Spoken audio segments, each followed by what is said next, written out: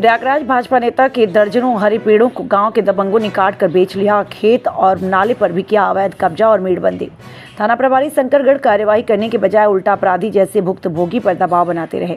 जब भाजपा की जिला मीडिया प्रभारी के साथ ऐसा बर्ताव होता है तो सामान्य कार्यकर्ता और आम जनमानस के साथ कैसा होता होगा। शंकरगढ़ पुलिस चौकी नारीबारी के झंझरा चौबे गांव निवासी भारतीय जनता पार्टी प्रयागराज यमुना पार के जिला मीडिया प्रभारी दिलीप कुमार चतुर्वेदी के झंझरा पांडे मोजरा स्थित 3 घाटों में खेतों के चारों तरफ व बीच खेत के मेड़ों पर दर्जनों हरे पेड़ों को झंझरा चौबे गांव के ही कुछ व्यक्तियों ने गांववासियों के बीच चैलेंज करते हुए दबंगई के साथ सभी हरे पेड़ों को कटवा कर बेच दिया। उसके बाद जेसीबी द्वारा 2 लाठा खेत व सरकारी नालों की जमीन पर मिट्टी डलवा कर कब्जा कर मेड़ बांध लिया। जानकारी मांगने पर गाली गलौज करते हुए जान से मारने की धमकी दी, जिसकी सूचना भुक्तभोगी ने चौकी प्रभारी नारीबारी को मौखिक व लिखित रूप से 14 जून को दिया। प्रकरण में कोई कार्यवाही न होने पर 21 जून को भाजपा नेता दिलीप कुमार चतुर्वेदी ने थाना शंकरगढ़ गए। उन्होंने थाना प्रभारी पर आरोप लगाते हुए बताया कि जब मैं शंकरगढ़ थाने गया तो और पर्चे देते ही थाना प्रभारी ओम प्रकाश ने कहा, नारीबारी जाओ और समझौता कर मामला खत्म करो, अन्यथा मुकदमों का ढेर लग जाएगा। विपक्षी को बुलाकर सामने किया, उसके द्वारा गलती मानने पर विरोधी से मेरे खिलाफ मुकदमा लिखने की तहरीर मांग इंस्पेक्टर धमकी देते रहे।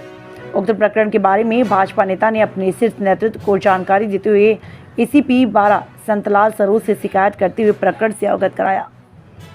इंस्पेक्टर शंकरगढ़ ने बताया कि एफआईआर लिख लिया गया है, जल्द ही विधिक कार्यवाही की जाएगी।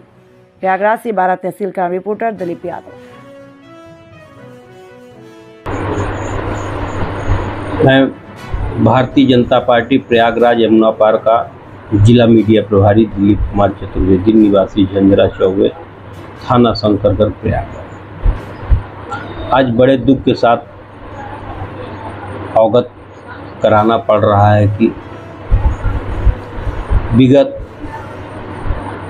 14 जून 2024 को जब मैं अपने खेतों में खेतवाई करने गया तो वहाँ पाया कि हमारे खेत मेड़ पे जो दर्जन भर हरे और महंगे पेड़ थे, उनको गांव के ही कुछ दबंगों द्वारा ज़बरदस्ती धमकी दे करके काट कर बेच लिया गया। इतना ही नहीं, 2 लाठे के करीब हमारे खेत को भी खोद करके उस पर मेड़ डाल दिया गया। बगल में बह रहे नाले के, जिसके कारण कि संपूर्ण गांव भी कई बार डूब चुका है, उस नाले को भी कई लोगों द्वारा पाटा गया। जब इसकी जानकारी लिया तो विपक्षियों द्वारा मुझे जान से मारने की धमकियां और गालियां मिली। मैंने शांति से नारीबारी पुलिस चौकी में मौखिक रूप से सूचना देने के बाद लिखित शिकायत किया 14 जून 2024 को। उसके बाद एक बार पुनः 21 तारीख को हमको मेरे भाई को जान से मारने के परिवार सहित विपक्षियों द्वारा धमकी दी गई। कहा गया कि मैं गुंडों द्वारा, रिश्तेदारों द्वारा गुरी कटवा कर फुटवा दूँगा, जिसके बाद मैं पूरी तरह से सक्रिय होकर कार्रवाई कराने के प्रयास में जुटा। मैं थाना शंकरगढ़ इंस्पेक्टर महोदय के सामने गया। उन्होंने कहा, यहाँ से चले जाओ, नारीबारी चौकी में जाओ और तत्काल समझौता करो, अन्यथा आपके ऊपर इतने मुकदमे होंगे कि आप उसे दिखाते और झराते फिरेंगे। मैं जैसे ही परिचय दिया अपना कि मैं भारतीय जनता पार्टी का कार्यकर्ता हूं, वैसे ही भड़क ऐसा उन्होंने दुर्व्यवहार किया कि मैं एक भुक्तभोगी नहीं, अपराधी हूं। मैं थाने चौकी पे न्याय मांगने जाता हूं और मेरे साथ अपराधी जैसा व्यवहार किया जाए, मेरी बातों को सुना ना जाए, दबाव बनाया जाए, विपक्षियों को बुला कर उनके सामने बैठाया जाए, वो गलती माने उसके बाद भी कार्रवाई न किया जाए, और जब हम कार्रवाई की बात करें तो विपक्षियों से मेरे सामने ही तहरीर लेकर उल्टा मुकदमा लिखने का दबाव बनाया जाए। ऐसे ही चंद पुलिस के